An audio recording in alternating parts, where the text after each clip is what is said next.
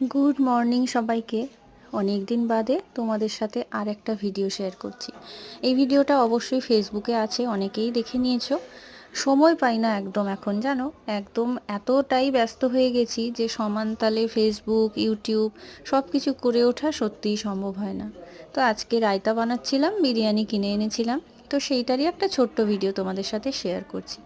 আচ্ছা, আমরা সব সময়, আমি কেন বা তোমরা যারা যারা আমার ভিডিও দেখছো, সবাই জীবনে কাউকে না কাউকে খুব স্পেশাল ভাবি। সে নিজের ছেলে মেয়ে হোক বা কোনো স্পেশাল বন্ধু, বয়ফ্রেন্ড হোক, বিয়ের পরে বর, মা, বাবা, কেউ না কেউ আমাদের প্রত্যেকের জীবনে খুব স্পেশাল থাকে, যার সাথে হয়তো আমাদের রক্তের কোনো সম্পর্ক থাকে না, কিন্তু মনের একটা খুব গাঢ় বন্ধুত্ব তৈরি হয় বা মনের একটা টান থাকে। সেটা অবশ্যই ছেলে মেয়ে হবে বা বয়ফ্রেন্ড গার্লফ্রেন্ড হবে, সেটা আমি বলছি না। মেয়ে মেয়েও হতে পারে, ছেলে ছেলেও হতে পারে।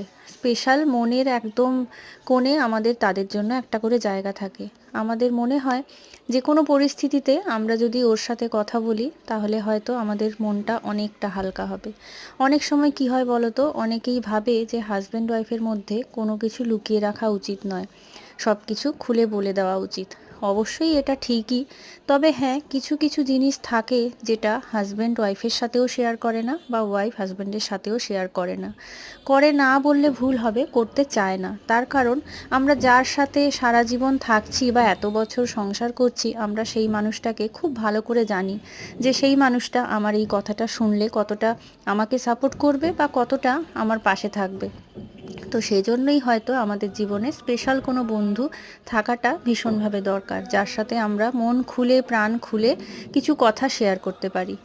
আর জীবনটা তো ছোট, সুতরাং যদি ছোট্ট ছোট্ট নিজের ফিলিংসগুলো আমরা কারোর সাথে শেয়ার করতে নাই পারলাম, মনের মধ্যে চেপে রাখলাম, তাহলে দেখবে দম বন্ধ হয়ে আসে। তাই জন্য যদি জীবনে এরকম কোনো স্পেশাল বন্ধু থেকে থাকে, অবশ্যই তার গুরুত্ব দিও, তাকে কিন্তু অবহেলা করে হারিয়ে ফেলো না।